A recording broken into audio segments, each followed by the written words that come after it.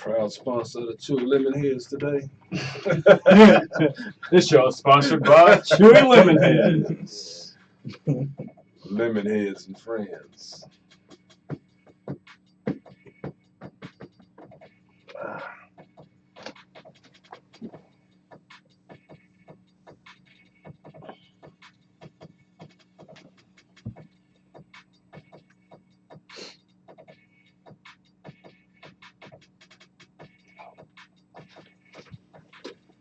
Hold up, bud.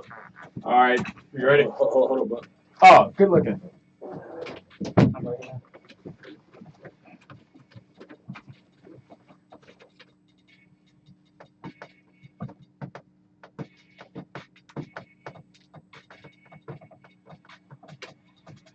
All right. Welcome to Turn On the Podcast, where we talk sports from an everyday guy's perspective, like if we were at your local barber shop or bar. No punches are pulled, no F's are given. Just some guys letting you know our perspective, opinions when it comes to sports and culture. We're live in Blacken Studios. On this episode, we have a special guest, Mr. Chris Skinner of the Skinz League. And I got my co-host, I'm Phil. I got my co-host, Uncle Junior, with me.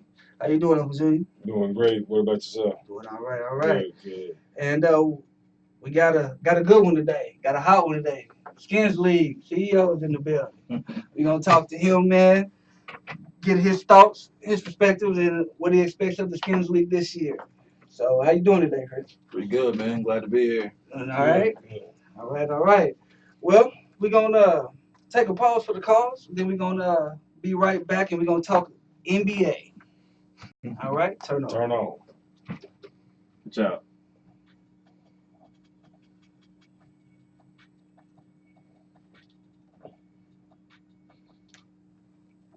I'm struggling to hurt, but Yeah, it's kind of low. yeah, it's kind of.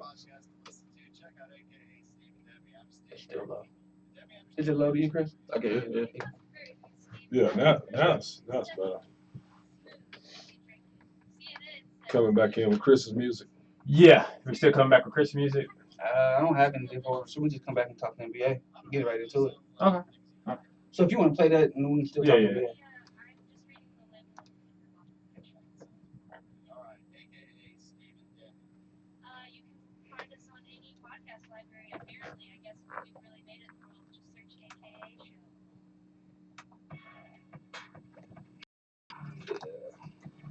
That's what's up. Welcome back. You didn't hit it, man. I What's did the wrong A. with you? I did the A. Come on, here you go. What? You got to hit it. Hey! There you go. You got to hit it. You got to hit it. All right. Hey, well, congratulations to the Toronto Raptors. You know, Man. making it come. What, they were down 2-0, right? Yeah. Yep. Yeah, it was down 2-0. Came back 4 games straight. That's tough. Hey, That's a tough one. Did y'all hear what they talked about Serge in the locker room when they was down 2 games? He Somebody said we're came gonna back. come back and we're gonna win 4. We was in this position when I was in Oklahoma City Yep. and came back. Down to the Spurs. Yeah. Yep. And then 2 of the Spurs was on the team with him that was in that on that Spurs. Yeah, it's kind of funny. So, I mean, but they did it, though, man. Kawhi looked like Superman out there. Man, it hurt though. He's looking like Superman and he's hurt. You only hurt on defense, though. No, but you got to everybody. Only hurt on defense, though. Also on offense, he 100%. Yeah, man. You look at it. Hey, that was. I didn't look at it from that perspective. Yeah, man. You ain't gonna be dunking on nobody like that if you hurt. I mean, and then, but if you look at it to me, I look at it 2 ways. Because he does guard the best player on the opposite team, right? Yeah. But would y'all say that it made his job easier guarding the Greek Freak because he can't shoot? Yeah. So he could take that break on defense and then come back on offense? Yeah. Fall back. Yeah.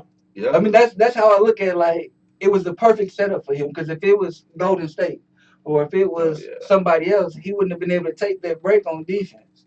Yeah, Well, that's true. you know, and even with that, you know, that was a whole team deal because they closed in the lane. So where Giannis is used to driving the lane almost like James Harden, you know, they clogged that up to where he had to make different decisions instead of just driving to the basket, dunking on you or laying it up. That's true. I mean, that was a good coach move right there. I just think it was smart. I look at it from the aspect of it's smart because when Giannis is more effective in transition. Yeah. Mm-hmm. So they just set up there and kept the ball out of his hand in transition. He's not a good half court player because he can't shoot. Right. Right. Right. So I mean, I looked at it that way that you said, and it's just crazy to me. I don't understand how you can be an NBA player and you can't shoot. That was my thing with Andre Roberson. That's my thing with Giannis. That's my thing with Ben Simmons. Rondo. All these cats. Yeah.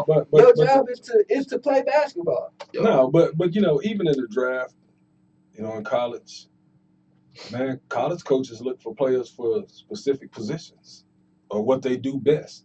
Right. You know, and then they cultivate what they do best, and then they slack on their weakness. Yeah. You know, and even my players, I tell them during practice, you work on your weakness, and then on your own time, you work on your strengths. Right. I mean, that's a good point, but the thing is, like, okay, off season right now. If I'm Ben Simmons, I'm trying to go to the gym every day and put about 5,000 shots from different areas, like 1,000 from each corner, wing, top of the key, corner, wing. You know, wing. That's what I'm trying to do. 500 jumpers, 500 threes from each. Go that way, and I have to make a certain amount. Well, I read on one of the NBA little deals that pops up on my phone, and they say Ben Simmons need to be focused on being a 6'10" Russell Westbrook next season. That I don't think that makes sense. No, because there's only one freak like Russell Westbrook. Like, that dude's a freak of nature, man. You can't beat Ben Simmons. Can't do that. He doesn't.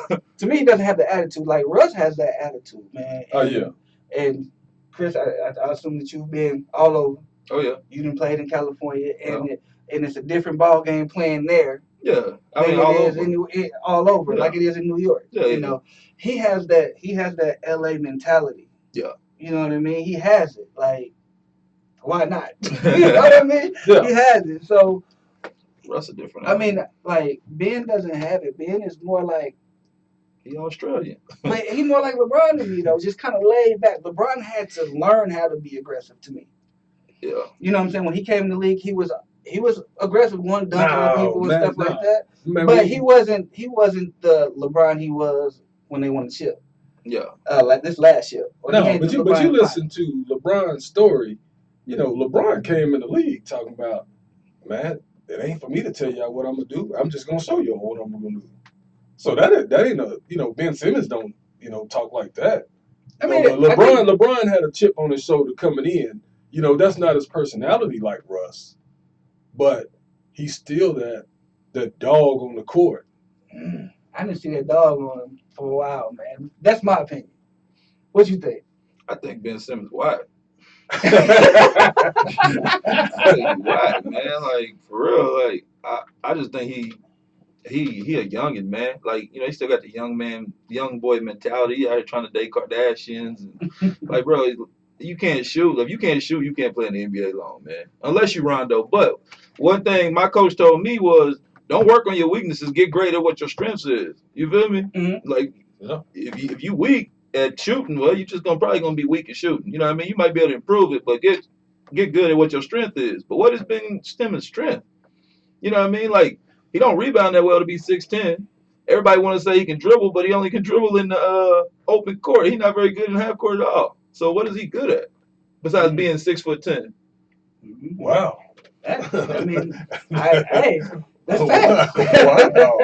That's facts. I mean, you sit back and you look at it. I mean, 6'10", and you're supposed to have handles. That's what I'm saying. And getting to the cup. You know what I mean? You should be able to get to the cup at will. Like, but that's what we say about LeBron too. You should be able to get to the cup at will. But he do. And But LeBron is. He do. You know, but it's like, who's stopping you? You 16, exactly. And they putting you at the point guard position. Exactly. What other point guard in the league today is over 6'5", 6'6"? You got Kemba. LeBron. That should be your only person, though. No. Well, Westbrook's the biggest point guard the biggest point guard in the league besides Ben Simmons, right? If we go through the point guards, I would agree. Because what's 6'4", right? 6'3", 6'4"? 6'4". He's the biggest one. I mean, ain't no more Jason Kidds and Gary Paytons. Ain't no more 6'5s. No. You know what I mean? I mean, that's the thing though. Like, what's stopping you? Like Yourself. If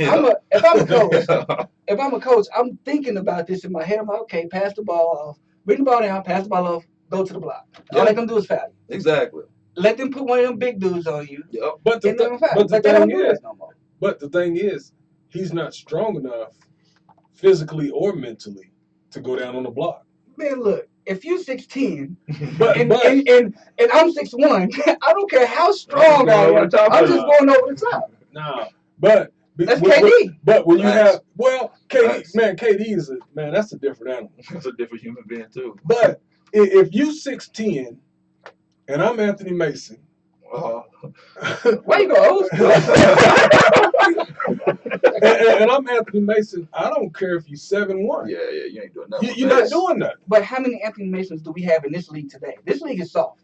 According to us, because we all grew up. We all grew up 90s, 80s, 70s. Man, I'm 80s, man. I'm 80s. But we all grew up in that era to where it was like you had Anthony Masons, Charles Oakley's, you had that physical person who can go from the 3 to the 4 and probably can even guard some twos. Oh yeah. You know, you had that. You got Draymond Green, who swears he's the greatest